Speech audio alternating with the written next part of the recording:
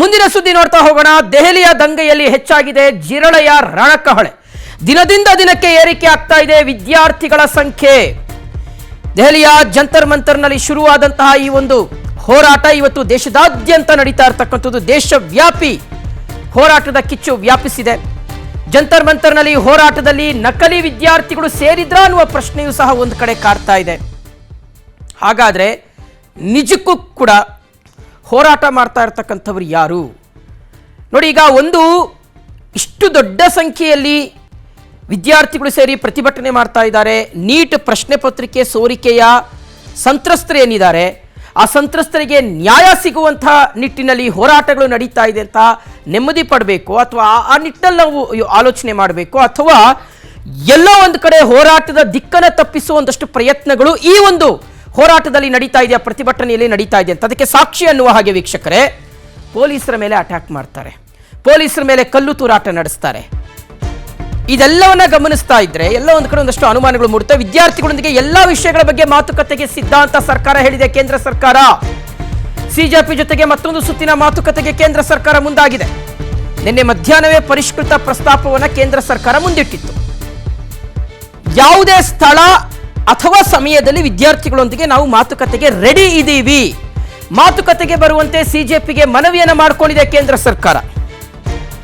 ವಿದ್ಯಾರ್ಥಿಗಳೊಂದಿಗೆ ಎಲ್ಲಾ ವಿಷಯಗಳ ಬಗ್ಗೆ ನಾವು ಮಾತುಕತೆಗೆ ರೆಡಿ ಇದ್ದೀವಿ ಅಂತ ಕೇಂದ್ರ ಸರ್ಕಾರ ಹೇಳಿದೆ. ನೋಡಿ, ಒಂದು ನಿನ್ನೆಯೂ ಸಹ ಕೇಂದ್ರ ಸರ್ಕಾರ ಹೇಳಿತ್ತು. ಅದೇ ಆ ನಿರ್ಧಾರ ಪ್ರಕಟವಾಗ್ತಾ ಇದ್ದ ಹಾಗೆ ಇಮಿಡಿಯೇಟ್ ಆಗಿ ಅಭಿಜಿತ್ ದೀಪ್ಕೆಯವರು ಸಿಜೆಪಿಯ ಸಂಸ್ಥಾಪಕರು ರಿಯಾಕ್ಟ್ ಮಾಡಿದ್ರು, ಪ್ರತಿಕ್ರಿಯೆ ಕೊಟ್ಟರು. ನೋಡಿ, ನಮ್ದೊಂದು ಬೇಡಿಕೆ ಇದೆ, ಒಂದು 3 ಬೇಡಿಕೆ ಇದೆ.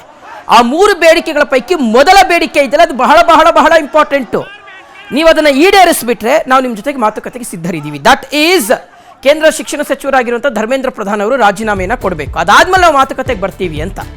ನೋಡಿ, ಕೇಂದ್ರ ಸರ್ಕಾರದ ಮಾತುಕತೆಯ ಪ್ರಸ್ತಾಪವನ್ನು ಸಿಜೆಪಿ ತಿರಸ್ಕಾರ ಮಾಡಿದೆ, ಡೈರೆಕ್ಟ್ ಆಗಿ ಅದನ್ನು ತಿರಸ್ಕಾರ ಮಾಡಿದೆ. ಅವ್ರಿಗಿರ್ತಕ್ಕಂಥದ್ದು ಒಂದೇ ಒಂದು ಬೇಡಿಕೆ, ಪ್ರಮುಖವಾಗಿರ್ತಕ್ಕಂಥ ಬೇಡಿಕೆ, ಧರ್ಮೇಂದ್ರ ಪ್ರಧಾನ್ ಅವರು ರಾಜೀನಾಮೆ ಕೊಡಬೇಕು. ಅದಾದ್ಮೇಲೆ ಇನ್ನುಳಿದಂಥ ವಿಚಾರಗಳ ಬಗ್ಗೆ ಕೂತ್ಕೊಂಡು ಮಾತಾಡೋಣ, ಅದರಲ್ಲಿ ಯಾವುದೇ ರೀತಿಯಾದಂಥ ಸಮಸ್ಯೆ ಇಲ್ಲ ಅಂತ. ಮಾತುಕತೆ ಮುಂದುವರಿಬೇಕು ಅಂದರೆ, ಮಾತುಕತೆ ಶುರುವಾಗಬೇಕು ಅಂದರೆ ಫಸ್ಟು ಧರ್ಮೇಂದ್ರ ಪ್ರಧಾನ್ ಅವರು ರಾಜೀನಾಮೆಯನ್ನು ಕೊಡಬೇಕು. ರಾಜೀನಾಮೆಯನ್ನು ಧರ್ಮೇಂದ್ರ ಪ್ರಧಾನ್ ಅವರು ಕೊಡುವವರೆಗೂ ಸಹ ಮಾತುಕತೆಯ ಆರಂಭವಾಗೋದಿಲ್ಲ. ಇದು ಸಿಜೆಪಿಯ ಸ್ಪಷ್ಟವಾಗಿರ್ತಕ್ಕಂಥ ನಿಲುವು. ಒಂದು ಸೋನಂ ವಾಂಗ್ಚುಕ್ ಅವರು ಸಹ ಅದನ್ನೇ ಹೇಳ್ತಾ ಇದ್ದಾರೆ, ಪ್ರತಿಪಕ್ಷಗಳು ಕಾಂಗ್ರೆಸ್ ನಾಯಕರು ಅವರು ಸಹ ಅದನ್ನೇ ಹೇಳ್ತಾ ಇದ್ದಾರೆ, ಧರ್ಮೇಂದ್ರ ಪ್ರಧಾನ್ ಅವರು ರಿಸೈನ್ ಮಾಡಬೇಕು ಅಂತ.